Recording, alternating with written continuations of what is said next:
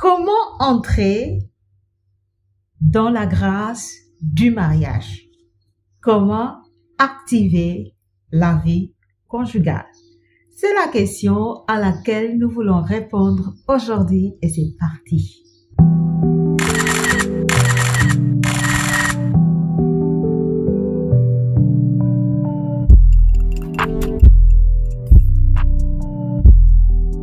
Shalom à toi, bien-aimé. Moi, c'est Marie-Pierre Paul de Pleinement Soi. Je suis servante du Seigneur, coach de vie, entrepreneur et comme tu peux le voir ici sur YouTube, bien-aimé, je te parle d'entrer dans ta destinée. Je te parle de connaître ton identité et de pouvoir te réaliser. Et cela en bâtissant 4 relations solides. La relation avec Dieu, la relation avec soi-même, la relation avec le conjoint, mais également la relation avec les autres. Car je le crois fermement, bien-aimé, c'est en étant connecté à soi et à Dieu qu'on arrive à percevoir son identité et ce pourquoi on est sur terre, sa mission de vie. Et ça, c'est en étant connecté aux autres et aux conjoints que l'on reçoit l'aide nécessaire pour pouvoir s'accomplir, se réaliser. Et donc, c'est important d'être stable dans ces 4 relations si l'on veut être pleinement qui Dieu veut que tu sois. Et c'est le but de cette chaîne YouTube, t'amener à avoir une bonne relation avec Dieu, une bonne relation avec toi-même, une bonne relation avec les autres et avec ton conjoint. Et c'est effectivement dans ce sens que je suis servante de l'Éternel, coach de vie et entrepreneur parce que Dieu m'a tout simplement appelé pour cela. Et c'est dans une immense joie, bien-aimée, que je le fais parce que je me sens privilégiée, je me sens honorée que Dieu puisse choisir une personne aussi incapable que moi. Mais heureusement que sa parole nous dit que c'est par le Saint-Esprit que nous sommes capables. Dieu nous qualifie par son Esprit Saint. Et donc, je suis dans la joie de pouvoir me présenter là et d'avoir le privilège de pouvoir parler de lui et d'être une bénédiction pour toi qui me suis. Que le Seigneur te bénisse et qu'au travers de cette capture, que le Seigneur t'accorde, bien-aimé, la grâce d'entrer effectivement dans le mariage, toi qui es dans l'attente de cette grâce et que le Seigneur te bénisse vraiment au-delà de tes attentes. Alors, lorsque nous voulons entrer dans la bénédiction du mariage, bien aimé, la première chose, à mon avis, c'est être conscient que le mariage est une soif. En fait, dans la vie, nous avons tous des besoins et des manques. Dieu a créé l'être humain de sorte à ce qu'il ait des besoins et des manques. Et les besoins et les manques que nous avons, bien aimés, nous montrent notre besoin de Dieu. Vous allez voir qu'une personne qui a facilement tout ce qu'il veut va être généralement une personne qui ne se soucie pas de Dieu, qui se suffit à elle-même, qui pense même qu'il n'a pas besoin de Dieu. Mais une personne qui a des handicaps, qui sent qu'il a des besoins qu'il n'arrive pas à combler, est naturellement une personne qui sait que sans Dieu, il ne peut pas arriver. Donc, il trouve l'utilité de la présence de Dieu dans sa vie. Et donc, c'est une personne qui naturellement va s'ouvrir à Dieu. Voilà pourquoi Jésus disait, heureux vous qui pleurez, parce que vous allez être consolés.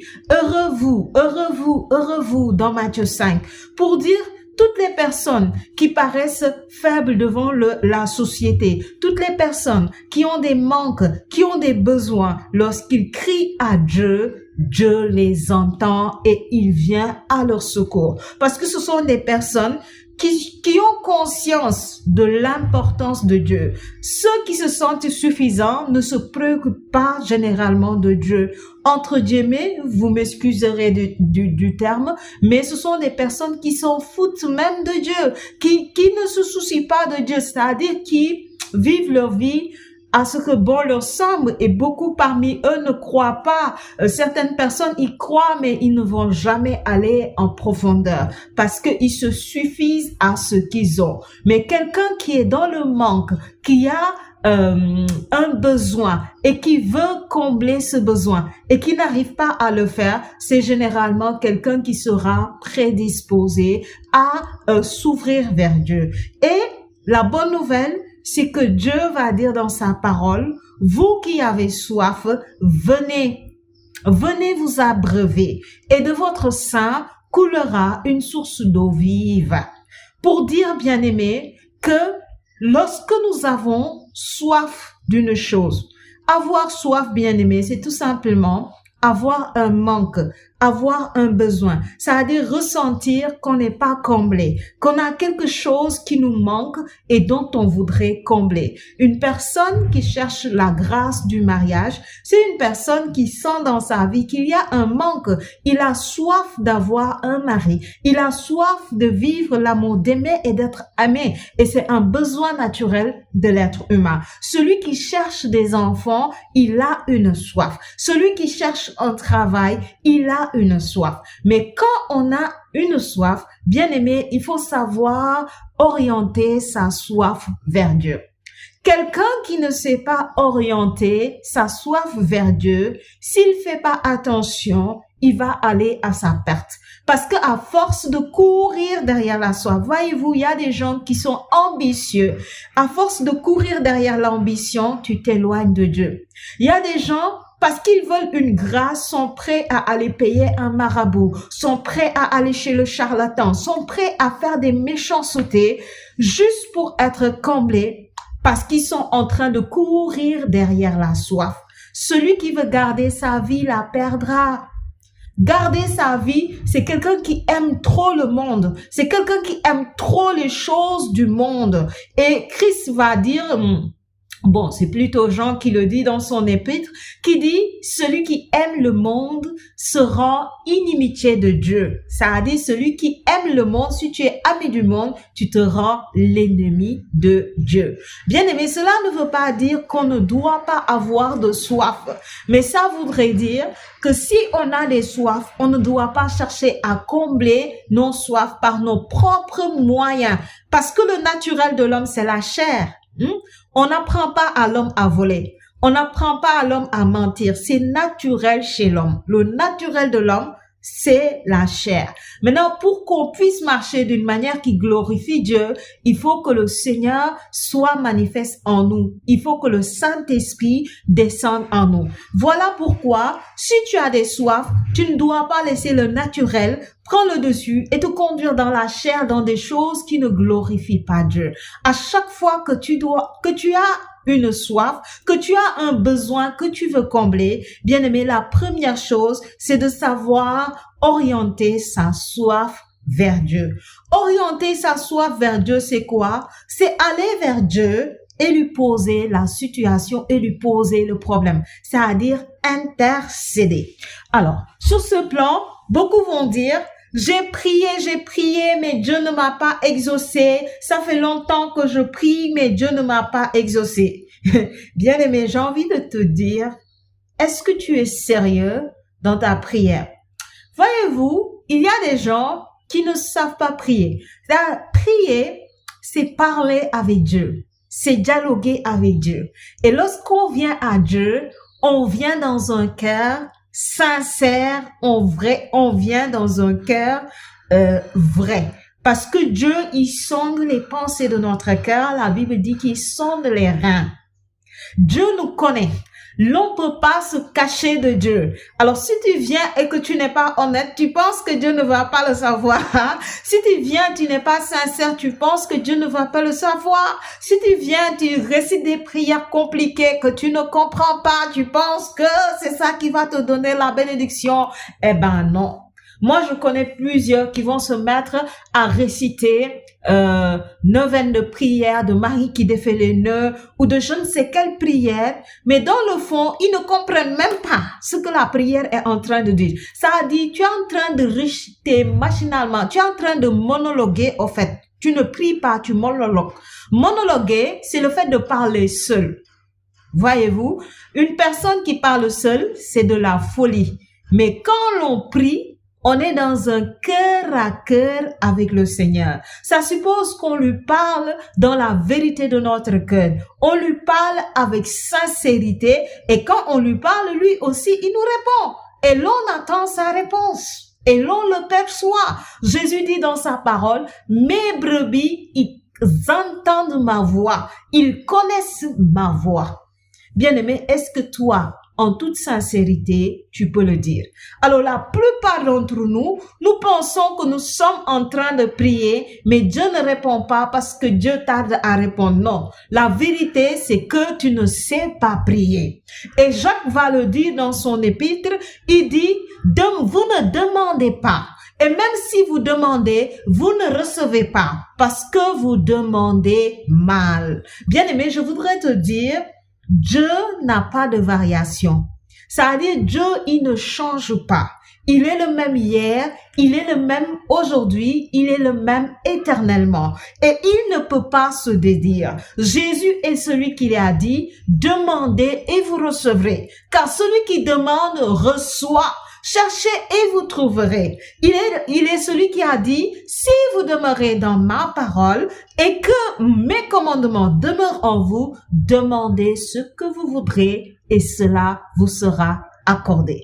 Alors, si tu demandes et que tu ne vois pas d'exaucement, le problème n'est certainement pas sur le côté de Dieu, bien-aimé. Parce que ceux qui appliquent sa parole, ils voient l'exaucement à leur prière.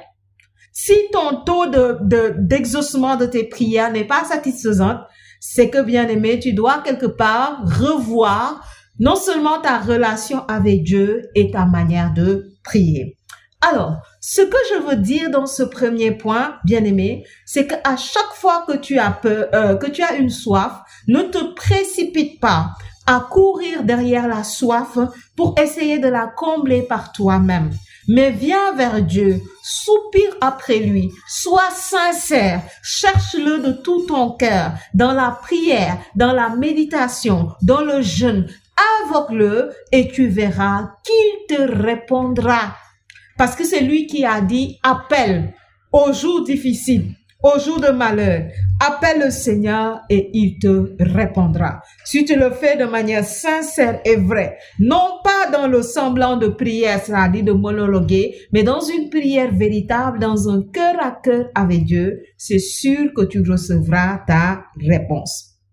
La deuxième chose, bien-aimé, c'est être conscient que Jésus-Christ est la solution. Face à toute situation, face à tout problème, face à tout ce que l'être humain peut faire face à nos défis, nos épreuves, nos difficultés, Jésus-Christ est la solution. Toute solution qu'on te propose ailleurs et qui ne prend pas sa source en Dieu n'est qu'en réalité futilité. C'est en réalité un semblant de bénédiction, c'est-à-dire, voyez-vous, il y a des gens qui paraissent bénis, mais qui en vrai ne le sont pas. Tu peux voir une personne de l'extérieur, tu le vois, il a une belle maison, il a une belle voiture, il a sa femme ou elle a son mari, ils ont des enfants, etc. Et vu de l'extérieur, toi tu peux dire, oh, cette personne est bénie vraiment, il a la richesse, il a tout ce qu'on cherche, tout ce que l'être humain cherche. Alors que si tu connaissais, bien-aimé, son état interne ou ce qu'il est en train de vivre véritablement, bien-aimé, tu allais préférer rester dans ta situation plutôt que d'avoir sa vie. Parce que plusieurs, malheureusement, ils vont faire des pactes, ils vont aller chez les marabouts, ils vont faire des choses pour avoir des bénédictions. Ça va sembler être béni, mais à l'intérieur, il y a des choses qui vont venir avec, qui sont les conséquences des péchés. Combien on n'a pas vu de familles qui paraissent riches, mais dans la famille, il y a un enfant qui est sacrifié. Ou dans la famille, il y a, comment dirais-je, l'inceste. Dans la famille, il y a l'idolâtrie. Il y a des choses qui ne glorifient pas Dieu. Et ça, ce sont des malédictions qui poursuivent la génération. Plusieurs n'arrivent pas à se marier. Pourquoi? Parce que leurs parents voulaient être riches et il a été faire des sacrifices de je ne sais où et maintenant tous ces enfants ont des difficultés à se marier. Pourquoi? Parce qu'il y a la malédiction familiale qui est en train de suivre. D'où vient tout cela? C'est parce qu'on a voulu combler nos soifs par d'autres moyens que Dieu. Or, si on s'ouvre à Dieu, lorsque Dieu vient, il nous bénit véritablement. Alors, plusieurs vont avoir l'impression que les bénédictions de l'Éternel, ça tarde à se manifester, ça tarde à se matérialiser. Alors, bien aimé, en vérité, Dieu ne tarde pas. Dieu agit toujours au bon moment. Si ça te donne l'impression que ça tarde et que ça prend plus de temps, c'est que Dieu est en train de te disposer. Parce qu'une bénédiction qui est acquise avant l'heure ne va pas être glorieux à la fin. La Bible dit qu'un héritage acquis précipitamment ne sera pas glorieux à la fin. C'est comme les mangues. Quand tu manges une mangue qui n'est pas bien mûre, bien aimée, ça va te donner des maux de ventre et de la colie. Parce que pourquoi? Parce que c'est pas bon de manger les mangues avant que ça ne soit le temps pour cela. C'est la même chose avec les bénédictions. Une bénédiction que tu prends trop tôt sans attendre le temps favorable, le temps nécessaire, au lieu que ça soit une bénédiction pour toi, mais ça va être cause de problèmes, cause de difficultés, cause de malheur. C'est pourquoi Dieu ne vient jamais en retard. Dieu vient toujours au bon moment, au moment favorable. Alors, si tu veux activer la grâce du mariage, première chose, rappelle-toi que le mariage, c'est une soif et que tu dois diriger ta soif vers Dieu si tu ne veux pas aller à ta perte. La deuxième chose, Jésus est la solution face à toute difficulté, face à tout défi, face à toute épreuve, face à tout ce que nous pouvons rencontrer. Il est la solution face à ton désir ou à ton manque de vouloir entrer dans la grâce du mariage. Et la dernière chose, bien aimée, c'est que on attire ce que l'on est. Ah oui, bien aimé. Dans le mariage, que personne ne te trompe. On dit souvent que les contraires s'attirent et ceux qui se ressemblent s'assemblent. Généralement, dans le cadre du mariage, on va s'attirer parce que on va avoir l'impression qu'on est opposé. Mais il suffit de cheminer ensemble pour se rendre compte qu'on n'est pas si opposé que cela. On a des points d'opposition, mais en réalité, on est hyper semblables. Semblables dans quoi? Semblables souvent dans nos blessures émotionnelles. Vous allez voir, les personnes qui ont la dépendance affective vont attirer des personnes qui, au premier regard, ont l'impression que ça va, quoi, tout va bien. Mais pourquoi ils arrivent à rester avec les personnes qui sont dépendantes? C'est parce que eux-mêmes, ils sont déréglés quelque part et ils ont besoin de domination, ils ont besoin de supériorité pour se sentir dans la relation. Voyez-vous, même les personnes qui vont être avec les mados, on parle de sadomasochisme, sont des personnes qui aiment dominer et des personnes qui aiment être en souffrance. Parce que quelqu'un qui ne supporte pas la souffrance ne va pas supporter être avec une personne qui aime dominer. Mais une personne qui supporte quelqu'un qui aime dominer, ça veut dire que tous les deux, ils ont des problèmes. Tous les deux, ils ne sont pas équilibrés. Et au départ, ça va sembler être bien. Pourquoi? Parce que l'un aime la souffrance et l'autre aime dominer. Donc, celui qui aime dominer, naturellement, il va être dans son trône de gloire, il va faire souffrir l'autre, et celui qui est dans la souffrance va se dire, voici l'homme idéal, parce que elle ne se rend pas forcément compte, ou il ne se rend pas forcément compte que le fait de subir la souffrance est en train de nourrir les blessures de son âme. Tous les deux ne vont pas forcément se rendre compte. Donc, on va voir que à première vue, on est différent, parce que moi j'aime la souffrance, lui il aime dominer, donc on n'est pas pareil, on semble être opposés, mais dans le fond on a le même problème qui sont les blessures émotionnelles. Et si ce n'est pas traité, bien aimé, le foyer ne va pas pouvoir aller loin. La relation ne va pas pouvoir aller loin. Ça va tenir 1 à 2 ans et puis on va pas supporter. Pourquoi? Parce que les blessures émotionnelles ne sont pas notre véritable identité. Ne sont pas notre véritable identité. Donc, une personne qui est dans la blessure émotionnelle n'est pas forcément dans son vrai moi, en fait. Et donc, il ne va pas pouvoir tenir longtemps dans cela. Et donc, ça fait que ça ne tient pas.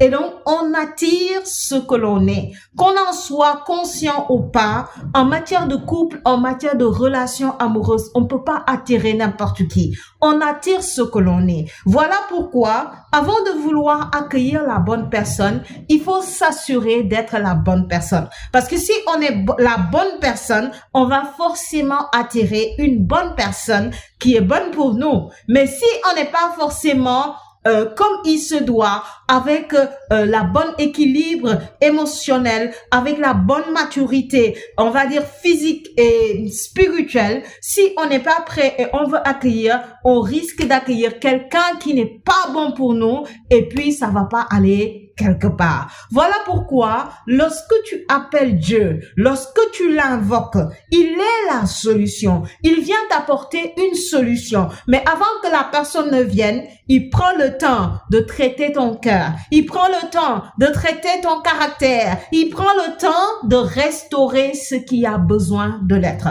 De sorte à ce que, lorsque tu entres dans le mariage, bien-aimé, tu y demeures par sa grâce.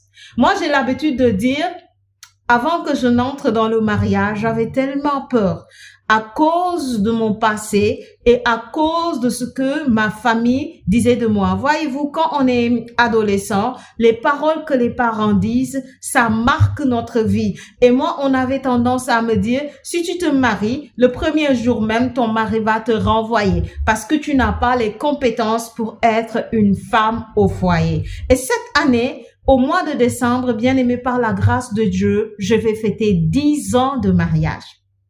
Pourquoi? Parce que j'ai pris le temps de positionner mon mariage en Dieu. Et aujourd'hui, je suis consciente que si je suis restée autant dans le mariage, c'est pas à cause de mes prouesses, c'est pas à cause de mes forces, mais c'est à cause de la grâce de Dieu. Combien de fois j'ai vu durant ces 10 ans, Dieu me gardait, Dieu me préservait. Je n'ai pas été parfaite en tout, mais Dieu m'a gardée parce que ça a commencé avec lui par sa grâce, malgré les imperfections qu'il y a eu lieu. Alors, bien aimé, c'est ce que je veux t'encourager.